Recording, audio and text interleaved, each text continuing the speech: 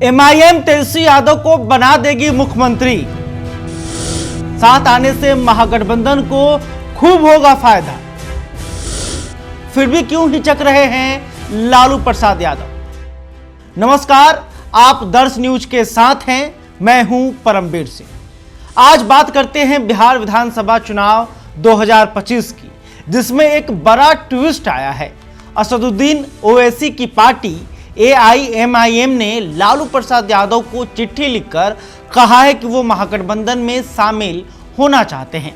अब सवाल यह है कि एमआईएम के आने से महागठबंधन को फायदा होगा या नुकसान, और लालू तेजस्वी एमआईएम को गठबंधन में लेने से आखिर क्यों कतरा रहे हैं। चलिए इसे समझते हैं।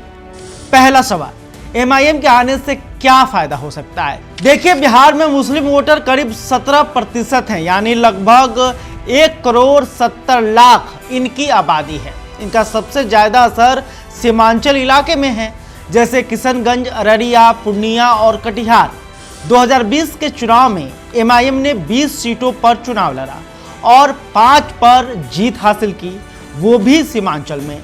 इन सीटों पर एमआईएम को 5,23,000 वोट मिले, यानी कुल वोट का 1.24%, और औसतन अगर बात करें हर सीट पर तो 14.28% वोट शेयर इनका रहा। ये ताकत महागठबंधन के लिए गेम चेंजर हो सकती है।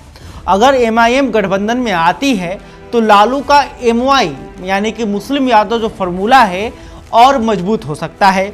एमआईएम का सीमांचल में दबदबा आरजेडी के वोटर बेस को और ताकत दे सकता है। मिसाल के तौर पर 2020 के चुनाव में एमआईएम ने 5 सीटें जीती, अमौर, बैसी, कोचधमन, बहादुरगंज और जोकीहाट। इन सीटों पर एमआईएम ने आरजेडी के वोटों में सेंध लगाई थी। अगर ये वोट महागठबंधन को मिल जाए तो कांटे की टक्कर वाली सीटों पर जीत की राह आसान हो सकती है। इसके अलावा एमआईएम का साथ आने से धर्मनिरपेक्ष वोटों का बंटवारा रुक सकता है। एमआईएम के बिहार चीफ अख्तरुल इमान ने भी यही कहा कि वोट बंटने से एनडीए को फायदा होता है। 2020 में एक सीट रानीगंज का उन्होंने उदाहरण भी दिया। कहा कि यहां पर एमआईएम के उम्मीदवार को 2,412 वोट मिले थे, जो कि एनडीए की जीत की जो मार्जिन थी 2,304 उससे ज़्यादा थे। यानी एमआईएम का असर कुछ सीटों पर गेम बदल सकता है।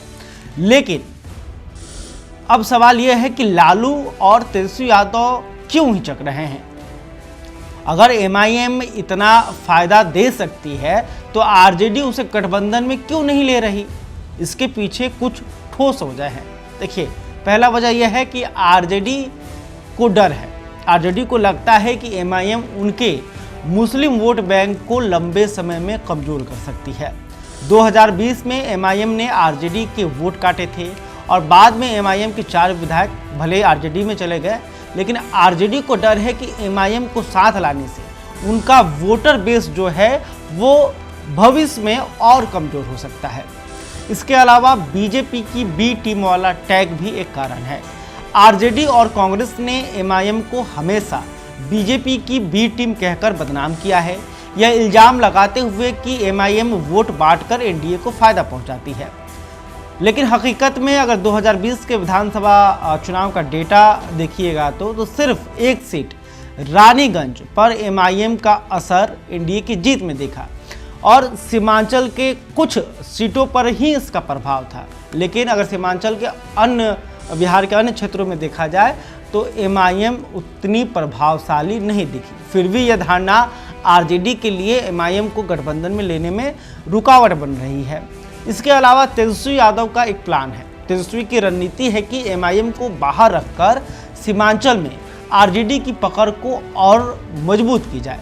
वो चाहते हैं कि एमआईएम ऐसे पार्टियों के साथ गठबंधन करके लड़े जो एनडीए का वोट काटे, जिसका फायदा आरजेडी और महागठबंधन को मिले। अगर एमआईएम को गठबंधन में लिया तो आरजेडी को सीमांचल की कुछ सीटें एमआईएम को देनी पड़ेगी, जिससे उनकी पकड़ ढीली हो सकती है। इसके अलावा गठबंधन में पहले से ही टेंशन जारी है। महागठबंधन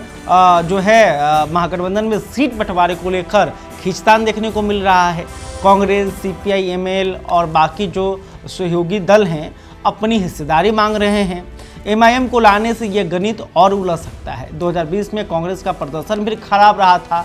सिर्फ 19 सीटें कांग्रेस ने जीती थी और आरजेडी नहीं चाहता कि गठबंधन में और दिक्कत बढ़े। तो अब सवाल कि आगे क्या होगा।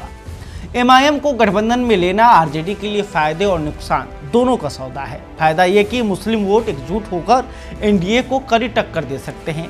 नुकसान ये कि आरजेडी का अपना वोट बैंक और सीमांचल में दबदबा कमजोर हो सकता है।